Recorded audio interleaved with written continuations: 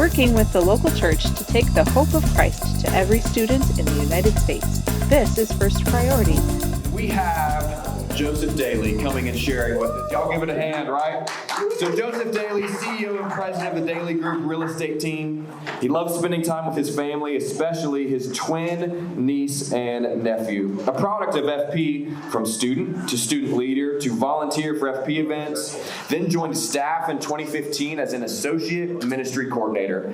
He then became an executive board member for FP Alabama and is a founding member for FP Kids of America. We're going to walk through being equipped. What does that look like? What does that look like for us who have been in ministry, who often have been youth pastors, who we've been serving others in some capacity? How can we look at ourselves and try and be equipped to the best of our abilities? And one of the themes that we're going to get to hear from Joseph is, how do I become who I need to become to do the job that I am called to do? So let's give it up for Joseph. I don't know. Do you guys think I need the mic, or can you hear me okay? It wouldn't hurt. It wouldn't hurt. All right, perfect. Is it loud enough? Yeah. Okay, perfect. Well, hey, thank you for having me tonight. He shared a little bit about my story, that I used to be on staff with First Priority. And so this is very, very special to me to be able to be here tonight and share with you guys, because First Priority is a big part of my life and has been for a very long time. So just to give you a little bit of background on me, my background is all in communication studies. So this is one of my favorite things to do, is to get up and communicate and share with you, but it's also really fun to understand the back end of all the communication stuff. So, you know, my entire course of studies was all about how communication works, how people receive it, how it's used and utilized, all those things, right? He mentioned that I'm on the board of First Priority in Birmingham. I own a real estate team that consistently lands in the top 5% of all of Birmingham. So I have been very blessed to be just blessed in my business. Thank goodness, and God's done a lot of cool stuff because of that. In our company, we're the largest real estate company in the world, and I got the honor of being one of our International Agent Leadership Council members that represented over 14,000 people in our southeastern region for the last few years, and that term just ended. And then I was also selected out of those 14,000 people to be a part of our leadership bullpen. So leadership is very important to me, and Debbie and I have talked about this for years. Debbie's a very important part of my story. I'll share a little bit of that later. If you guys don't know Debbie DeBoer yet, and then I am still doing what you guys do and serving alongside the local church and First Priority and hosting a small group in my home and all those fun things. So it's this stuff is not foreign to me. I'm not just coming in as a business speaker. I only do business now. I'm actually going back to school right now as a Highlands College Leadership Institute training attendee. So that's kind of what's going on in my life right now, while I'm still running a real estate team and hosting 45 people in my house on Friday nights, and lots of fun stuff going on in my life. So that's a little bit about me, so you kind of know who I am. Today, I want to talk about who you need to become in order to be the person that God has asked you to be. And so we're going to go through 5 different things today. The first one is self-development. So we're going to really talk about the self-development in your life, what that looks like. The next thing is we're going to get laser focused on the most important things in your life or in your role or in your job. The next one is taking those most important things and then really effectively creating a daily plan for those. And then I want to take a bird's eye view and back it way up and look at your entire year and your big long-term planning. So you've got some practical steps for that. And then last and most important, honestly, is servant leadership. Because if we get the first 4 right and we don't get the last one, we missed it. So that is what we're going to focus on tonight. I'm going to fly, just so you know. We're going to fly through some of this stuff. So if I'm going too fast, don't tell me. I'm sorry. I'll give you the notes later. You can have all the slides, but we're going to move fast. And I do want involvement. So if I ask questions, please feel free to answer. I love that. So anyway, I want us to start, though, with our focus verse. Have we already covered this? I was late we haven't covered this yet? Great. Thank you for your response. We're going to work on that. Okay, so our focus verse for the whole weekend is this Hebrews 10:23. I said weekend. What is this, Monday? Feels like a weekend. Good grief. All right, so our focus verse is Hebrews 10:23 through 25. So I'm just going to read it with us together. Let us hold fast the confession of our hope without wavering, for he who promised is faithful. And let us consider how to stir up one another to love and good works, not neglecting to meet together, as is the habit of some, but encouraging one another, and all the more as you see the day draw near. So I want us to pick out of this to stir up one another to love and good works. As we started praying about this and discussing, am I so loud? Yeah, turn me down. I'm so sorry. I don't mean to be. That's why I asked if I needed the mic. But anyway, as we think about this, who do we have to become in order to do this at a high level? Is the question that I want to ask you tonight. And I want to give you the practical pieces to this, because I don't think it's fair to come in here and just say, hey, you need to develop yourself, and not give you a plan to do that. Sound fair? I want to give you a plan to do that. So when we think about this, we're gonna focus on self-development for Christ-like leadership. And that's not just to say, who do we have to be spiritually, right? That's very important and probably the foundational piece, right? But who do you have to be practically? What skills do you have to have? What Christ-like character do you have to have? What leadership skills do you have to have? So effective leadership starts with a commitment to personal growth. Effective leadership starts with a commitment to personal growth, and leaders have to focus on these things here: Christ-like character, your leadership skills, and your resilience to serve students with authenticity and strength. And you can't do it from a place of empty either. Let's look at what let's look at what Paul said to Timothy, Don't let anyone look down on you because you're young, but set an example for the believers in speech and conduct and love and faith and in purity.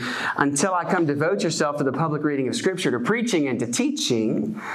Do not neglect your gift, which was given to you through prophecy when the body of elders laid their hands on you. Be diligent in these matters and give yourself wholly to them, so that everyone may see your progress. Guys, it's not a one and done thing. It's a progression of development. I think that a lot of times we think, I've got to become this person, or we get this idol in our head, right? Which is really what it is. We get an idol of the person that we're supposed to be, and we try to become all of those things that person is in one day, instead of really taking time to be developed slowly and sequentially. It's all baby steps, and they all build on each other, right? So if we try to skip all the baby steps, we never actually grow in the things we've got to grow in, and we're a phony. So, leaders are dedicated to self-development, and you guys are better equipped to inspire and guide students, because you're actually going to model what growth looks like. You're going to model your development of your Christ-like behavior, and it's going to be authentic. I shared this last night with a student who came over to the house who's actually in a bad place. I'm really tired because I didn't go to bed till 3 a.m. last night, because this student is just in turmoil. And I couldn't sleep after meeting with him. So I was up till 3 a.m. and then drove this morning to Nashville. And the theme that comes out of this that I also shared with him is that we get so focused on being that we forget to become.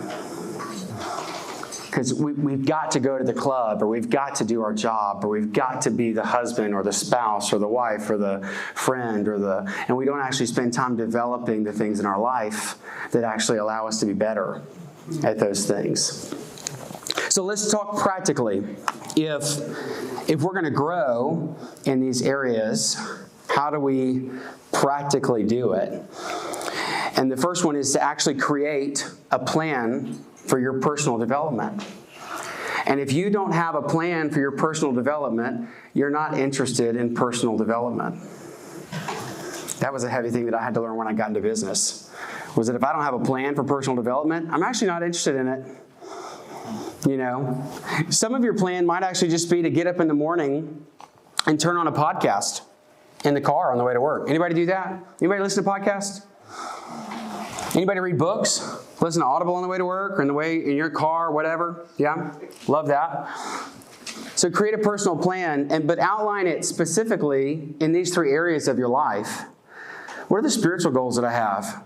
What am I expecting from God? What am I asking for from God? What are the spiritual goals that I have in my life?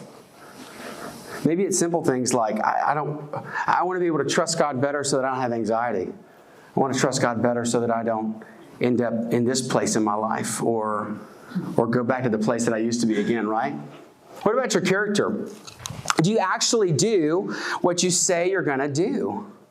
There's a great book called Monday Morning Choices, and it actually outlines all these different ways on how you can really develop your character and actually just being who you say you're going to be or who you are, right? And the last thing is skill growth. This is huge in any field, because if you're not interested in developing your skills, then you're really not interested in being better at your job or the thing that you've been called to do or the responsibility that's been placed in your lap, right?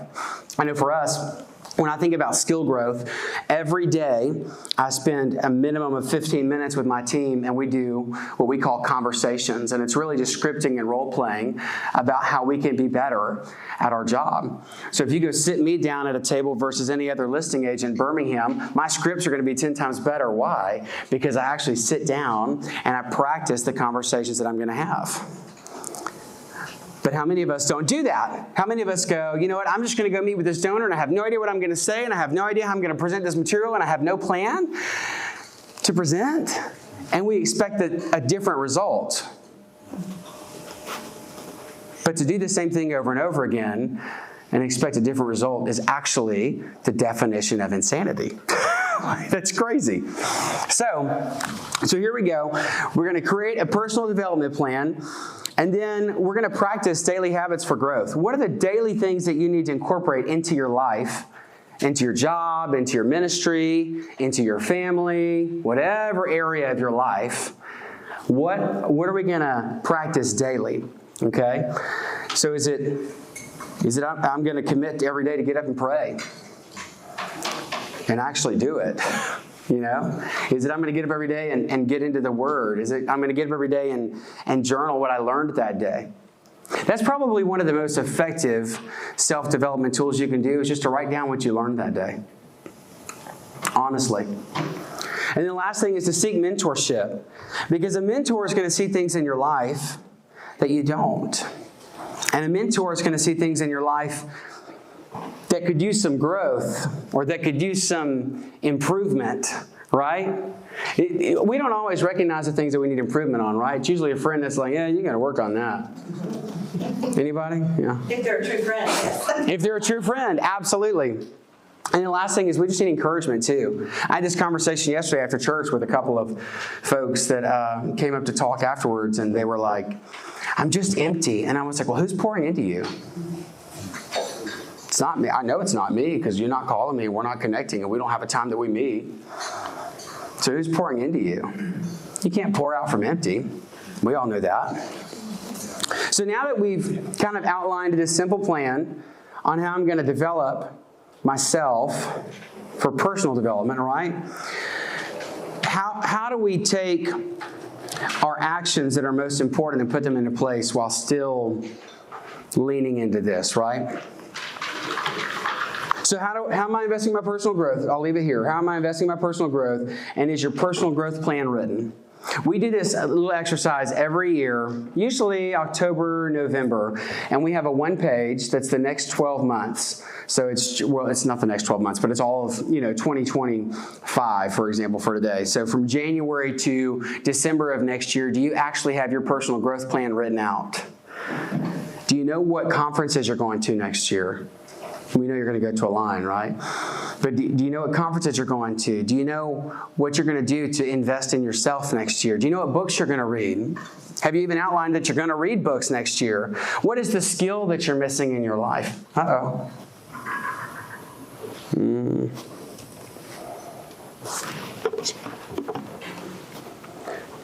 Let's hope this comes back on. There we go.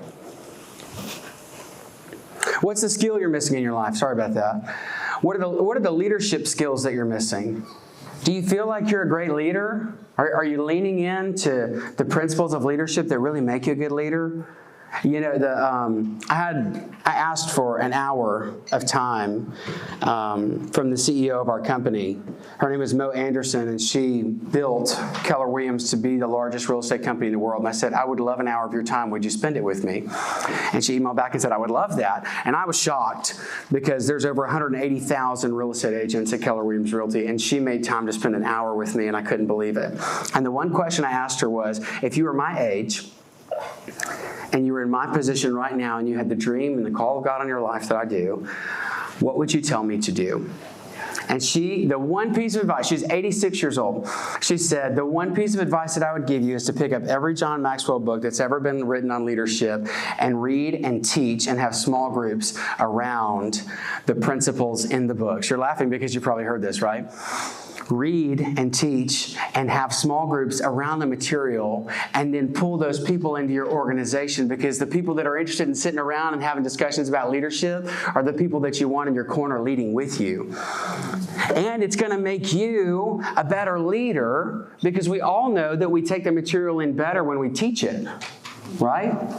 So if you're sitting down and you got to show up every week to this small group, or, you know, this little community of people that we're going to talk about leadership with, what's going to happen to your leadership? It's going to grow. So make sure it's written out.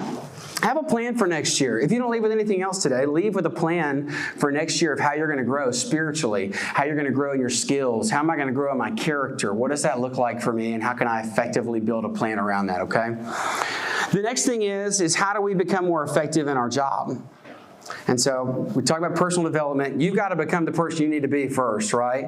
But then I want to give you some practical steps on how you do a better job of being focused and intentional in your organizations. And so this is where we're going to start flying fast. So there's this theory called the Pareto Principle. Anybody heard of Pareto Principle? Like 4 people? Okay. So the Pareto Principle is that 20% of the efforts actually produces 80% of the results. And so back in the 1800s, the reason this kind of came to be was they started noticing that 20% of the people owned 80% of the land. And then it was 20% of the land that produced 80% of the crop. Like, it's just, you know what I'm saying? The 80-20, are we seeing it? 20% of the efforts produce 80% of the results, and 20% of the people had 80% of the money, and 80% of the people had 20% of the money, if you looked at everything, right? So that's where this came from. And so the big picture here is, what are we making the main thing? Or are we focused on all the things? We're trying to do all 100% of everything and not getting anywhere with it. Or can we focus on this 20% to produce this? There's a story in Scripture. You guys ever heard of Mary and Martha? Yeah. Okay. As Jesus and his disciples were on their way, he came to a village where a woman named Martha opened her home to him. She had a sister called Mary who sat at the Lord's feet, listening to what he said. But Martha was distracted by all the preparations that had to be made. Had to. I mean, she was busy. She was in the kitchen. She was setting the table, the little napkins with the monograms, and all the things. She was trying to get ready, right? And she came to him and asked, Lord, don't you care that my sisters left me to do all the work by myself? Tell her to help me. And I love Jesus' response. He said, Martha, Martha. Martha, Martha, Martha, Martha. You're worried and upset about so many things, but few things are needed, or indeed only one. And Mary has chosen what is better, and it will not be taken away from her. And guys, Mary got it. She realized what was most important because she prioritized what mattered the most. And we have to do that when we start thinking about our individual roles. Everybody has a part to play, right? The 100% is going to get handled, but that doesn't mean that you have to handle all of the 100%. What is the 20% that you need to be most responsible for, and that's going to create the highest impact? So, what matters most in your ministry? And so this, I really, think about this real quick. What is the most high impact activity that you do in your job? Anybody? What? Train students. Train students. What else? That's great. Unite the local church. Unite the local church. Raise funds. Raise funds. not trying to be funny, but I've seen more happen through prayer about those things than doing those things. Big praise, number one. Yeah, absolutely. You said what now? Volunteer retention. Volunteer retention. So I made a short list thinking about one-on-one mentorships and church relations and leadership groups and prayer meetings and trainings. These are the topics that came to my head first about your roles. And of course, everybody has a different place. Fundraising might be somebody else's job, but really focusing on church relations is your top 20%, right? So when we look at these things, which ones are most important in your life? So I want you on your notes real quick. I just want you to write down maybe the top 2 or 3 things that are most important to your job real quick. Just write them down in your notes. The top 2 or 3 tasks that are the most important things. When you think about the effort that you produce or the effort that you give to the results that you're going to get, what are the top 3 most important things in your role in your ministry?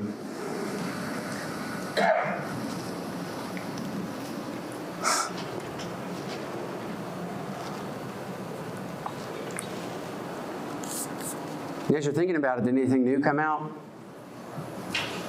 Yeah, I thought like connecting with people in that area so we could connect them and influence them. Yeah, absolutely. So not just church relations, but relations. I mean, especially as an area director or as a area coordinator or whatever role you're playing, even as a ministry director or executive director, I would almost be bold enough to say that the number one most important thing in all of our roles is relationships.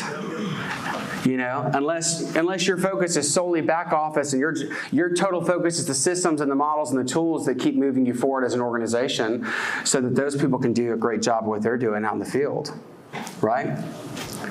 So relationships are so important. So how do we practically take the 20% and think about it every day? So the first thing is we've identified our high-impact activities. And now that you've got your list of those high-impact activities, which ones are most effective? Can you rank them by which ones are most effective in results? So you look at your little list, you've got, relationships, you've got fundraising, you've got one-on-ones. Which ones are most effective, and can you identify this is the most effective, this is the second most effective in results, and this is the third most effective in results? The next thing is to eliminate distractions, because in order to really be good at focusing on your top 20%, you've got to remove or delegate the stuff that's non-essential to what is producing the most amount of results, right? And the last thing is just to set weekly priorities. Are we really focusing on these high-impact activities every week, or are we just trying to do everything else that needs to get done that week? Do we go in the office on Mondays and go, okay, my number one thing is relationship this week. How many coffees am I going to? You may not even drink, I don't even drink coffee. But if I'm in an area coordinator or area director role, if my number one thing is relationships, is it that I'm going to meet with people every day? Or is it that I'm going to sit down and make 20 phone calls this morning and make sure that I connect with every youth pastor in my network? And it's not to say they all have to be done in one day, but do I really know what those priorities are and do I focus on them? Or do I just get frustrated when they don't respond to what I say or reach out? Or we've all been there, right? Oh, they don't want to work with us. They don't want to be part of a club. Do you call them? Do you ask them about their kids? Do you ask them about their marriage? Do you ask them about how their youth group's going and not ask them to do anything yet? And just be in relationship with them? What would happen if all you did was be in a relationship with these people and provide value to them every week? And that's your one thing that you focus on. What would happen to the ministry of First Priority in your city? How many youth pastors would go, oh, they really care about me. They really care about my students. He called me because my student shared the gospel this morning. He wanted to make sure that I saw it. Every time I go to a club, if I know the youth pastor attached to the kid, I'm taking a picture and going, oh my gosh, here's a video of your student sharing the gospel this morning. I wish you could have been here, man. It was awesome. Oh, I didn't even know. I did, right? That's what they all say. I didn't even know. I had a meeting. I was sleeping. Whatever. They never worked clubhouse. Anyway, what 20% of activities have the biggest impact? That's the key takeaway here. And if you're not focused on your top 20%, guys, you're not going to have the results you expect. If you focus all your time on the 80%, you're only going to get 20% of the results. Does that make sense? We're getting that? So really, when you leave, I want you to focus on what's most important to your ministry and what is the number one, the top 20% things that are going to produce the most results. All right, so now that we've got some clarity on what's most impactful, there is this class that we teach with our company called Bold, and it's a mindset class. And I am just now realizing I didn't read all these, so I hope there's nothing bad on that screen. But I think we're good. Okay. We're a secular company. I'm just kidding. We are God Family Business, let me be honest. Let me say that first. We are God Family Business. But anyway, so out of this, though, the thing that there's all these different little sayings that we use to fix our mindset. My favorite one is don't listen to your drunk monkey. Anybody know that one with the little, you know what I'm talking about? He's got the symbols and he's just constantly going and you're thinking, I'm going to do this. And he's going, no, you're not, no, you're not, no, you're not. And he's there to distract you and just get you off pace or a little energizer, whatever, trying to get you over here and out of the way. Keep your emotions between the lines. People will grow into the conversations you create around them. Don't compare your insides to other people's outsides. Complaining equals a garbage magnet. If it's not on your schedule, it doesn't exist. But the one that I think is most impactful to me out of everything on this screen is that clarity is power. Good. And if we don't have clarity, then we're missing the key ingredient to effectiveness. So, how do we gain clarity and become more effective? That's the whole point of today. Is that how do we gain clarity to be more effective? We've talked about self-development, right? We've talked about what are the most important things in my job, what's my top 20%, and now I want to shave it down just a little bit more, and I want to focus on your one thing. So when you think about this list of all the things in your life and all the things in your job and all the things in your ministry, there's a lot of could-dos. So when you think about all these, right, we've got this list of all the could-dos, and you've got to identify between could-dos and should-dos. And then you've got all these should-dos over here. So here's your top 20%, right? These are your most important things in your ministry. But Gary Keller asked it this way: what's the one thing I can do such that by doing it, everything else will be easier or unnecessary? My first thought when I read this in the context of first priority is, what would happen if you focused on your one thing, and that one thing was your relationship with the local church? And your relationships with those youth pastors, and your relationships with those parents, and your relationships with the influencers in your community that people look up to. What happened? Would you have to train students anymore? I'm not saying that we shouldn't, let me be clear. But would you have to be at every leadership club meeting anymore? Or leadership team meeting? For every school that you run? With the teachers? Could the teachers actually do what their role is and just be the supporter and key holder for the building and keep them out of harm's way? And youth pastors actually got to connect with their students and walk into the building every week because they were passionate about doing it, because you just prioritized your relationship with them? What would happen? Everything else would be easier. I mean, honestly, everything else in our ministry would be easier if we just had the people that were supposed to be there doing the things that they need to be doing, right? Just a thought. So as we whittle these things down, we talked about our big list, then we're chopping it down to our 20%, then we're chopping it down to our one thing. What do we do with our one thing? If we look at our normal day, this is a typical day in our life. Everybody's got that. We all do it. We all go, okay, the most important thing I got to do today is blank, right? Sometimes it's an oil change.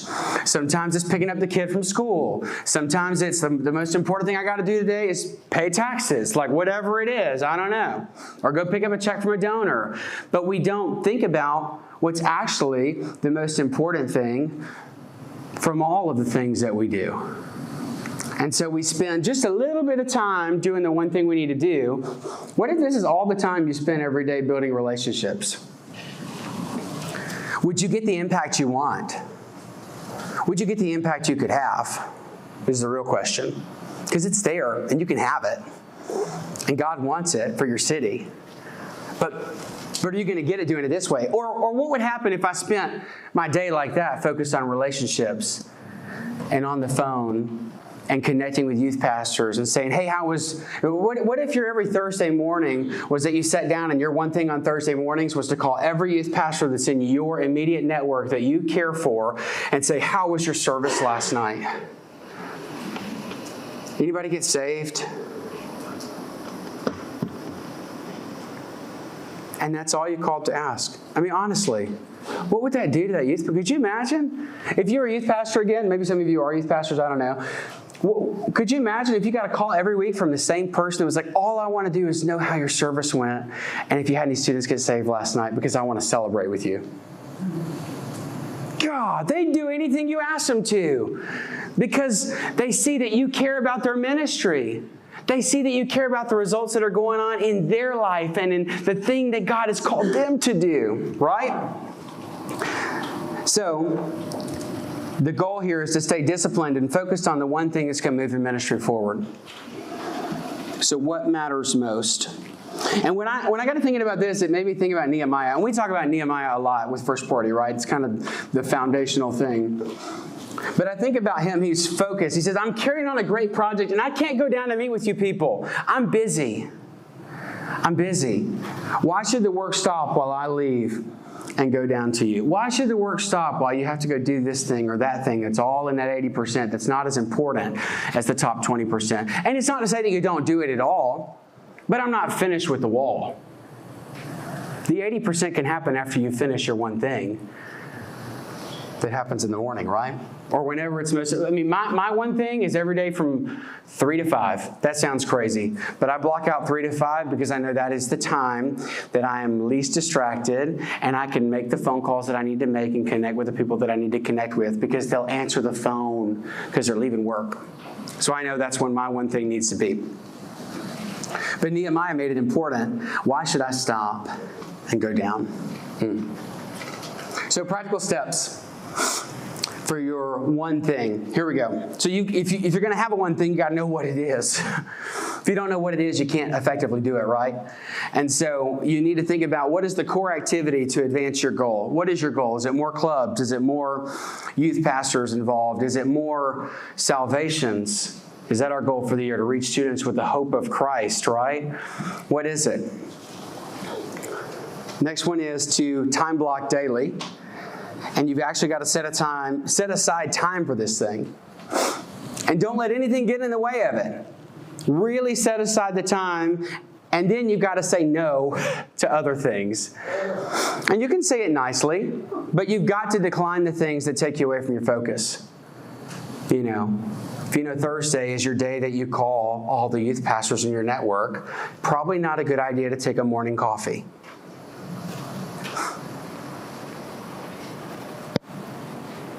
Just saying.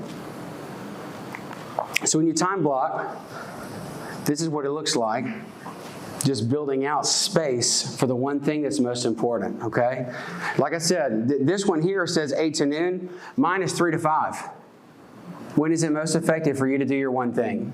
It's not a one size fits all. Okay. One more thing I want to mention while we're talking about top 20% and effectiveness is that I think that we all operate in a place of comfort because we just do what we do every day, right? We get up and we go do the thing. And we're going to get done all these things, and this is natural to me, and this is easy. It may not be natural to you to sit down for 3 hours and call every youth pastor in your network. That sounds crazy to some of you, and I know that. It's not natural to me to sit down and follow up with the 800 online leads that we got over the last 12 months. I hate it. I mean, honestly, I hate it so much I have hired leverage to help me with it because I can't get it all done by myself. However, I know that I have a natural ceiling of achievement. So until things change in my life or until I get more comfortable doing the uncomfortable things, I'm going to consistently hit the same thing. Some of you might be wondering why your city hasn't changed in 10 years. But it's because we do the same thing and we keep doing the same model and the same this and the same that instead of really getting laser focused on the one thing that's really going to move us forward. I still think that's relationships. Maybe different. You may have a different idea for your specific role, and that's okay. But I really think, by and large, it's relationships. How do we focus on those? How do we really develop that? And what happens is we're entrepreneurial because we're just excited and we have the energy and I have all this natural talent and I can do it and don't worry, everything's going to be great. And then we hit the ceiling and we don't go any further and then we get disappointed. Oh, why isn't it working? Why is nothing changing? And then we take a step back and we're like, well, this just isn't going to work. And we just kind of resign ourselves from the situation. And then we get to thinking, well, there's, there's greener grass on the other side, right? The grass is greener where you water it. You guys ever heard that? The grass is greener where you water it. And then we continue to do the same thing because we don't change our mindset about it. But if we change how we do it and we really apply focus to what we're doing, and we laser in on the one thing that's most important, and maybe we build a model around it. Hey, every Thursday, I'm going to get on the phone. Every Friday, I'm going to follow up with this. Every Monday, we've got a system around it now. Then that's when the breakthrough happens because now we're doing things that are uncomfortable. And we're sticking to a system and a model that's going to more effectively help us reach the goal that we have. And that's what's called moving from being entrepreneurial to being purposeful. We can do the same things forever and get the same results. Or we can change just a little bit and employ some new models and systems in our ministry and actually get to what God has for us and what God has for our cities. Did that impact anybody? Yeah, that's good. This one, man, I had a coach tell me this last year. I kept telling her, well, I got this thing, and I got this thing, and I get this thing. My business coach said, could you just shut up for a minute? And she really did. It was kind of funny. I mean, it wasn't in the moment, but it is now. But she's like, could you just shut up for a minute? Because focus has an implied no. I'm focused on this thing. I'm saying yes to this, which means that I'm implying everything else is a no. But if your focus is actually no to the thing you're trying to focus on because you're willing to say yes to something else, you're not going to hit the mark. Every time, you're not going to hit the mark. So focus has an implied no. Okay, this is the one that I want to spend the most time on, and we are so close on time. How much time do we have left? I got 10? Okay. I know we started a little late. This is the one, honestly. So this is the simplest model I've ever been presented for clarity and for focus in whatever you're doing. Whether it's your personal life, it's your business, it's your ministry, it's your family. Some of y'all need a 1-3-5 for your family. And we call it a 1-3-5 because it outlines your number one most important goal. What is the goal of your organization? What is the goal of your job? So we're going to do two different ones, actually. We're going to do two 1-3-5s. I'm going to do one, and you're going to do yours on your own later. But I want to do one for the organization as a whole, and then every member on your staff or every person that's in a role that has responsibility should have their own 1-3-5. So it outlines your number one goal, the 3 priorities that we have to focus on in order to attain this goal, and then we're going to outline the 5 strategies to support each of the 3 priorities that support the number one goal. So if I talk about first priority, what would you say the number one goal for your city is? Every student, right? Ooh, these actually write way better than I thought they were going to. If our goal is to reach every student, what are the tactics or priorities that we're going to employ in order to do that? When you think big picture, like this is one of my top goals that I have to accomplish in order to reach every student, what is it? Develop church partners. Church partners. What else? Influencers. Influencers. What else? Keep going. Club on every school. What? Club on every school. Okay. So clubs. I would say quick. What's that? Equip. So maybe some leadership training. What's that? Peer-to-peer. Okay. Reach students. Okay. What else? Those are the only priorities? Funding. What? Funding. Fun what? Oh, funding. I was like, fun day. I was like, what is that? I want to go to your city. Funding. What else? What about staff? You guys just leave your staff to fend for themselves? Staff development? Have staff. Have staff. Okay. Develop staff. Okay. Bring people in. Hiring. Maybe that's one. Vision. What else? Communication. Okay. Media, social media. Okay.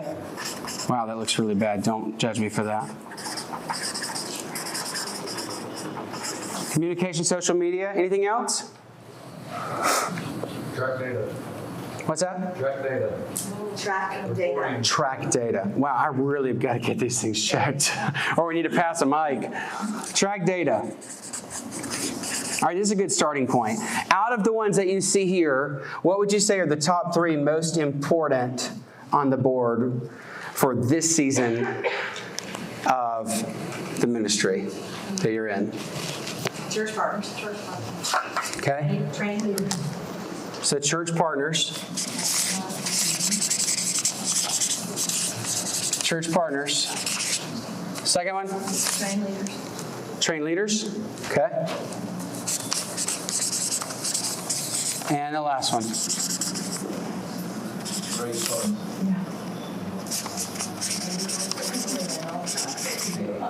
What's that? The 3 worlds we live in all the time. Right. So now that we've got the 3 worlds that we live in all the time, what are the 5 priorities to effectively move the needle forward on these? And I don't want you to think about full solution. I want you to think about what's going to, if we've got a gas tank on empty, what's going to move the needle just a little bit? Relationship for sure. Okay? So if we talk about church partners, and we're talking about relationship with those, what is a strategy? When we think about a strategy that we can employ, it needs to be an actionable item. So maybe it's, I'm going to... Huh? Networking. Network. Okay, so network. So maybe network luncheons. Okay. How often are those? Monthly. Monthly? Look at y'all, like you have a plan. So monthly network lunches. That's terrible. First priority Sundays. FP Sundays, tell me more. Coordinate with partner church to expose congregations to first priority. Oh, I like that. Okay, so great way to present the vision of what we're doing to church partnerships and relationships there. And I want to challenge this, because this, I think that we just need to say, the church, yes, but also like, what about all relationships? How do we focus on all relationships? So we've got our youth pastors here. We've got our congregations here. What else? What other relationships? Paraministries. Paraministries. How can we effectively partner, work together? Business cohorts, getting involved in those types of community events. So maybe who do we need to connect with in the business community? Who are the business leaders and networks and groups, BNI groups? How can we go, whatever, you know? Chamber groups. What's the last one? Chamber groups. Chamber, yeah, stuff like that, absolutely. Are you seeing the idea here, though? I can go through each one, but if you don't have clarity in your power, or if you don't have clarity on how you're going to effectively tackle the goal of reaching every student, it's not going to happen. And so then each week we're coming back to our one goal, our 3 priorities, and our 5 strategies, and how we're going to actually employ them every week. But we don't always do that, do we? Because it's Monday again, and we got 10 more things on our list that we need to get done because but we don't actually go back and say, no, wait a minute, where were we going? What was the next thing we're focused on? And sometimes we're really good at being focused on the next one thing, which is like the next event or the next, training that we're doing or the next. But are we taking a bird's eye view every week and going, okay, are we on track? Are we off track? Are we following our goals or are we not? Did we effectively find a way to train leaders this month, or did we just forget about that? We want to do a monthly leadership thing on Zoom. Well, did we actually schedule it at the first of the month and then notify everybody about it and put out the information and have a registration page so we could collect information from the students and then do a follow-up with the ones that didn't show up? No, right? You see what I'm saying though, right? We've got to have a plan, and we've got to follow this plan in order to effectively reach the goal that we have. So, time, I'm done, okay. So you need to do this. You need to do this in your city. You need to say, what is our big goal? It's every student. And then what are the big priorities we have going on right now in our organization so that we can move the needle forward? And then you need to outline how you're going to do it. Everybody good on this? We get the 1-3-5 model? And then stick to it and review it every week. So here's how you practically do it. You got to write it down. Define the goals, priorities, and strategies. Review it every week. And guess what? Here's the thing. You're not bound to this forever. You're bound to it until next week, when you need to check the progress and you need to adjust it if necessary. And the last thing is just focus on one priority each week. What is the one thing we're going to focus on this week? Is it church partners? Is it this? Maybe your lane is this and somebody else's lane is this. And then if I could challenge you to go do this for yourself. What is your job? This is the organization as a whole, but what does your job say? Are you able to take the thing that you're responsible for and actually build out the 3 priorities that are going to help you reach that and the different strategies you could employ to effectively do it? Okay, going fast. How can I organize my efforts to maximize impact and avoid burnout? This really will help with burnout. It really will, because you come in every week and have a plan and you're not chasing your tail. Okay. Number 5, becoming a servant leader. I don't want to skip this, so just give me a second. Guys, we have to make sure that this is the most important thing. We're not meeting with youth pastors just to meet with youth pastors to get them to be a campus coach. We're not meeting with churches just to get them to give money. We're not meeting with people just to have an ask. But we're actually in a relationship with them so that when they know things go crazy in their life, we're one of the first calls because we care about them more than we care about whatever's going on. We care about people more than we just care about the plan on the wall. Jesus did this well, right? There's a story about when he washed the disciples' feet. It's huge. But he says, hey, now that I've washed your feet, you should also wash one another's feet. Do we have that servant-hearted mentality in our ministries and really focus on the people and their needs? Or do we just focus on the next thing that we need to move the needle forward? Which is not fair to them or the gospel. So, practical steps for this is to really commit yourself to a service mindset, to pray for opportunities to serve selflessly, practice empathy by listening to their needs, and then serve in practical ways. And just offer some small things of kindness. It's really that simple. So the big picture is, how can I serve students and staff with humility and compassion every week? So today, I know that was a lot, so sorry, but I'm not also. But first is self-development, becoming who you need to become. The second one was getting focused, really lasering in on what is the 20% of my job that produces the most and the maximum amount of results. The next one was your one thing. What am I going to get up and do every day? How am I going to build my calendar around this one thing that's going to lead to the most results in our ministry and actually help us move the needle on our goal? Long-term planning, having a good plan for where we're going. We're not just focused on this thing, but we're going somewhere with all the things and checking in on it every week, adjusting our plan. And the last one is just serving well. So with all of these points, the question still comes back to, who do I have to become in order to be the leader that God has called me to be? And that's why I wanted to give you practical steps in every area so that you can identify who you've got to become here, who you've got to become here, who you've got to become here, here, and here. And you're going to see different results in your ministry and in your life. So that is all that I have for you. And we're out of time.